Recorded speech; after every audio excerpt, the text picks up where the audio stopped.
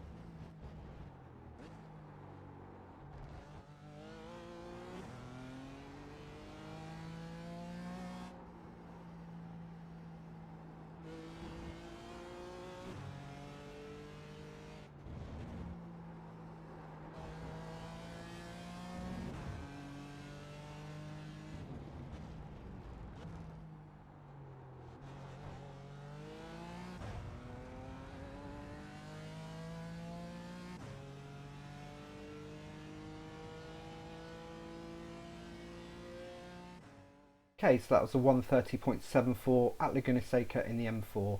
We're keeping tight to the wall as we cross the line. We're keeping tight to the cones.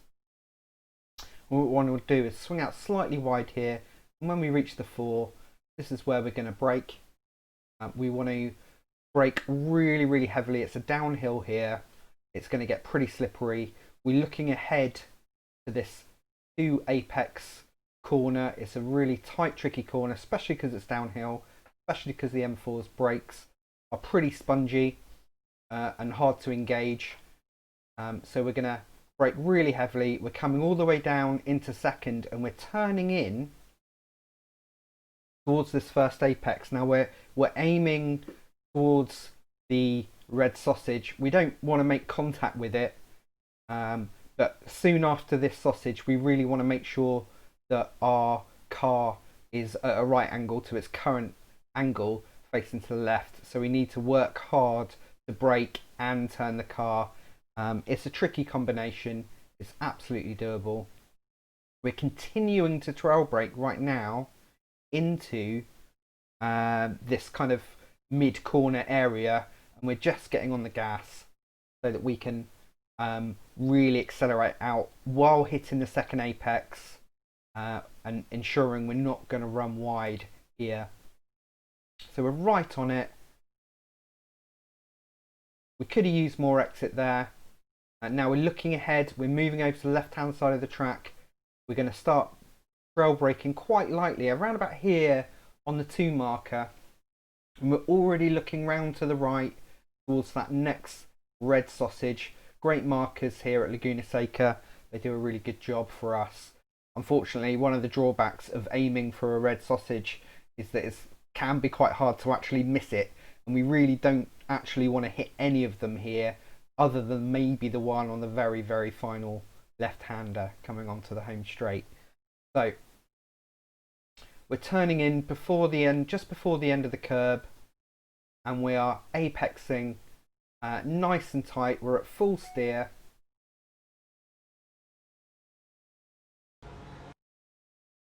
And we're using all the exit here. A little bit of correct steering here from me.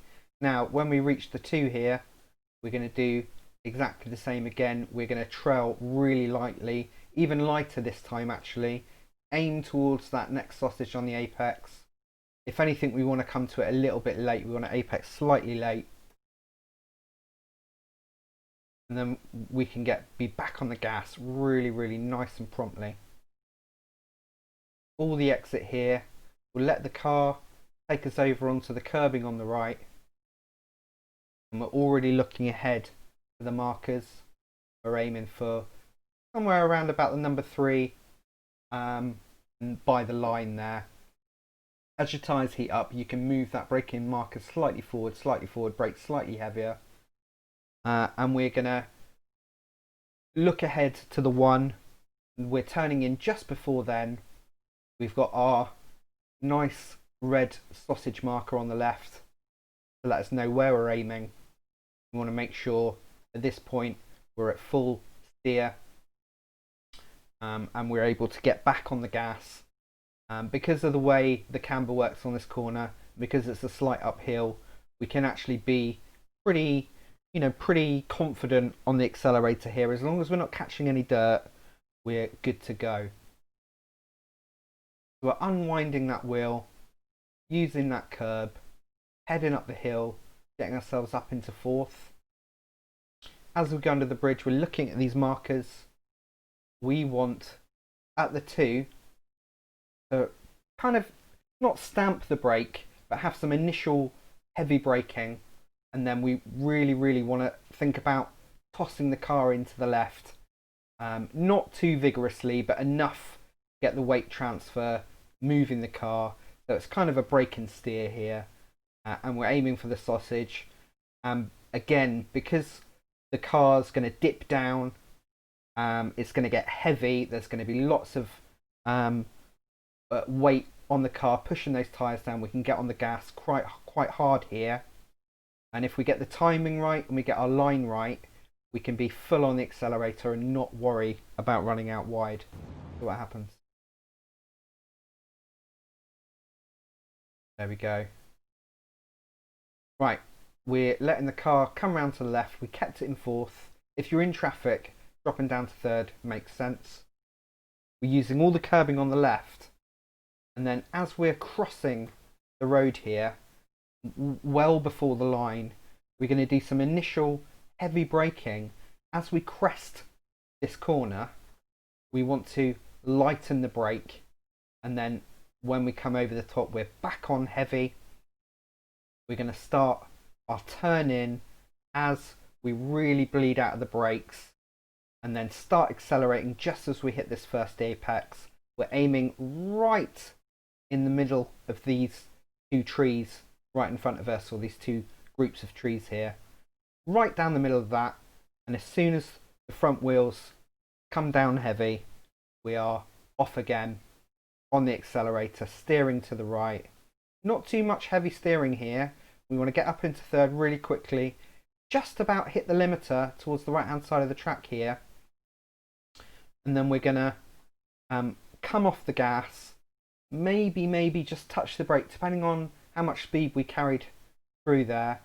We're going to want to come off the gas, cruise round here, make sure we're lined up nicely for this apex, and then get on the accelerator as quickly as we can and let the camber keep us on the track and not let us fall off the right hand side here. We don't really want to use all this exit here because we need to get ourselves back over to the left as quick as we can. Before we hit the 2 marker, we're going to dip down on the brakes really lightly and drag that brake in as we're turning in, and it's quite an early turn in here. Again, we've got camber on our sides on the inside of the corner.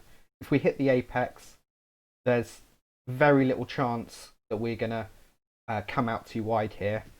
So we're turning in about halfway down the curb. We're back on the gas at the apex.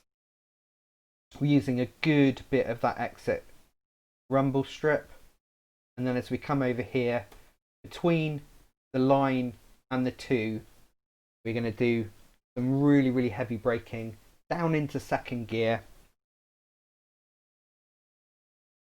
Hard on the brakes. And then we're going to want to turn in quite soon here before the end of the curb. And then we're going to want to get on the gas before we actually hit the apex. Now this is the one corner where actually grabbing a little bit of the red sausage can help rotate the car a little bit more. You can keep your foot on that accelerator. It takes a bit of practice, but it can help you with a tiny bit of rotation.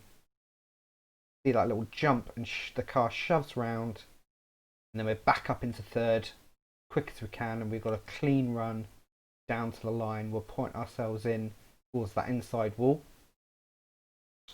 and that's our lap. I'm going to go around one more time, full speed, but in chase view this time, so you can just see the car from a different angle.